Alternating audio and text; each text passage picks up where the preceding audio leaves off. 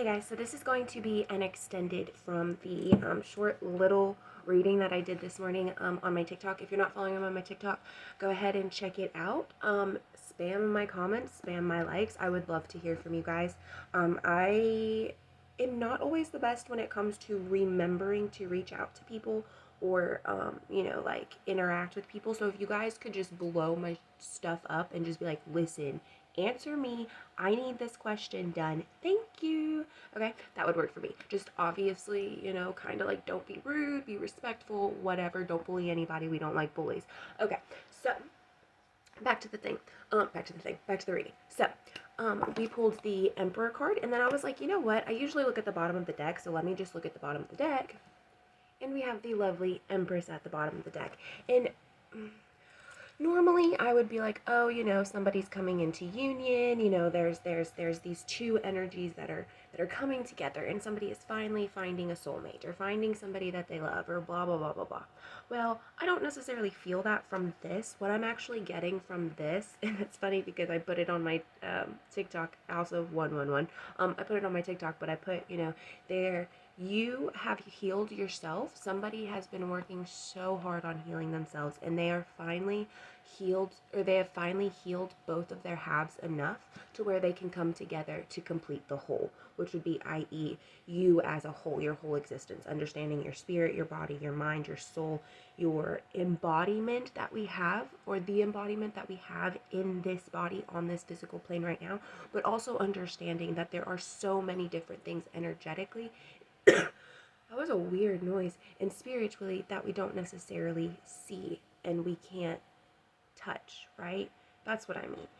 There's this person has come together and created their own whole. They have come together and they've worked very, very, very hard to attain what they have. It hasn't been easy. They've been focused. They've probably had maybe a few mood swings here and there. It might have been a little manic for some people, or they might have seemed a little manic. Your feelings might have been all over the place, and that is totally okay. It's normal. It happens. We have the Queen of Cups, the Two of Cups, and the Seven of Swords. So what that is telling me is that now you've spent the time loving yourself, working on yourself, focusing on yourself, that you have been able to be that embodiment for other people. You're going to be able to sit there and offer people your help, sit there and offer them your love, and to truly understand what it means to love somebody for who they are rather than what they do for you, right? We have the Sun card at the bottom of the deck, which speaks to your optimism, positivity, abundance, being joyful, right? I think it is interesting that this awakening for a lot of people, if you've noticed, between the solar flares and whatever, like Schumann resonance energy is getting conjunkled. That's not a word, but we're just going to use it, conjunkled with it. It's funny to me because this all occurred after Easter Sunday, which most people, most people that are religious understand it as Easter Sunday, but then you also have the spirituals who, I want to say it's Ostra.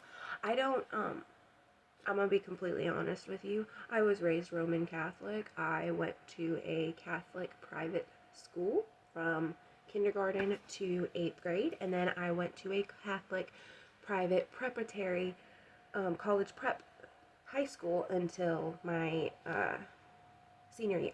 My grandma got really sick, and my mom and my dad had to split up to take care of my sister, to take care of jobs, make sure all that stuff. My mom and my sister went to go live with my grandfather and help take care of my grandmother. My dad went to live in Clarksville because that's where I was planning on going to college. So he went ahead and moved to Clarksville, and I had the opportunity to move with him or go live with my birth father. And because I was me and I wanted to have that relationship with my birth father, I went ahead and took the opportunity to go.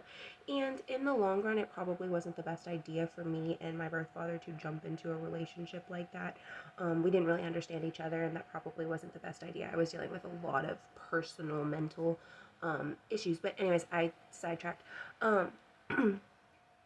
So I am not necessarily religious.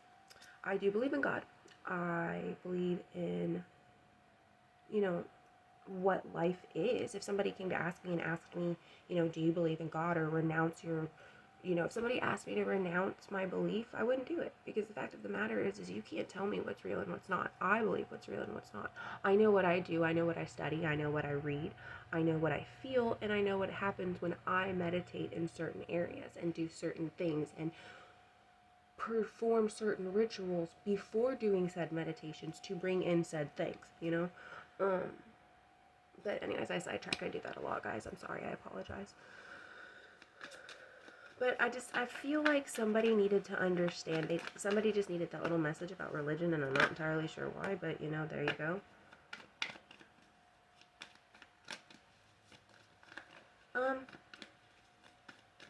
I think maybe it's because some of you feel like you're stuck in this box and you feel like you can't get out. Like there's no direction that you can travel, no path for you to take that's going to help you venture out of this box, because you're afraid to venture out of the box.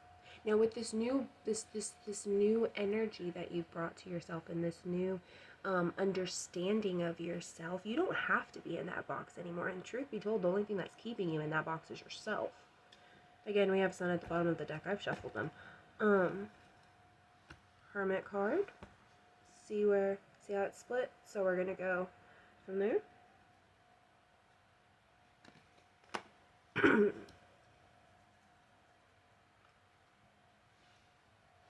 The Hermit card, the Five of Swords, and the Page of Swords. What's under the page? The Moon. Okay, so what I'm seeing with this is, this is something that you are standing in the way of. You understand the work that you've put in. You understand how far you've come and where you...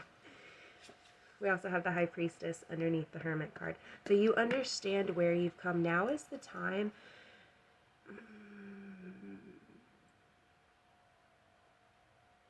I think now is the time for you to sit back and pay attention. Pay attention to what's happening around you. What energies do you feel? What people are coming to you for things? What signs are you noticing? For some reason, I kept seeing a hummingbird in my head. So maybe look out for hummingbirds. Maybe look out for... realizing that sometimes working too hard can be beautiful. Or sometimes working hard is beautiful. Not necessarily too hard, but working hard is beautiful. We have the Moon card. I don't know if I said that earlier, but that one, it makes it seem almost as like...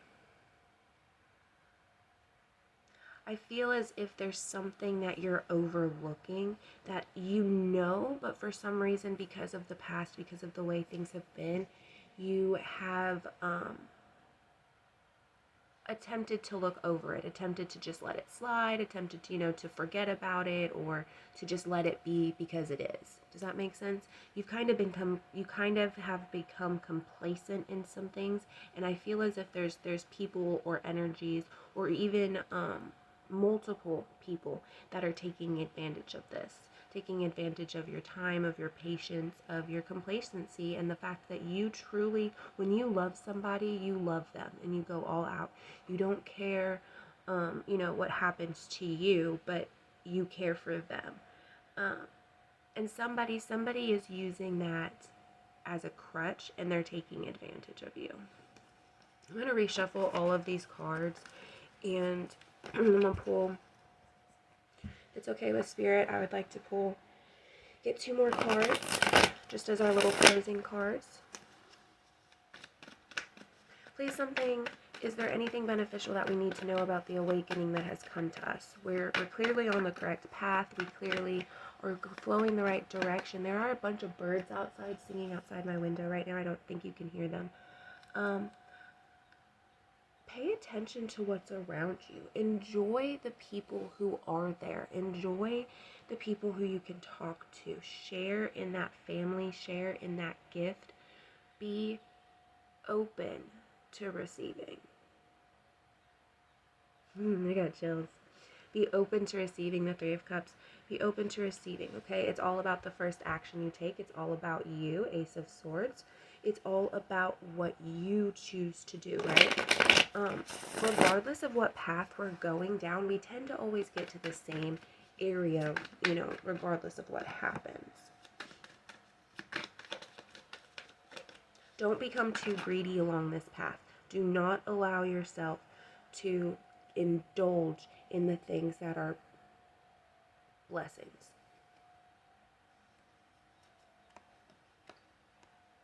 Interesting.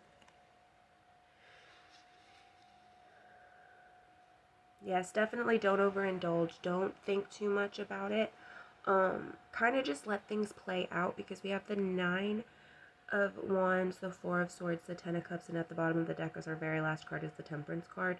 What I'm seeing with this is kind of go with the flow, but like I said earlier, pay attention, watch, look at your surroundings, trust your two halves of yourself. Trust the Emperor and the Empress inside you. Trust the High Priestess and priest, or trust the High Priest or priest inside you.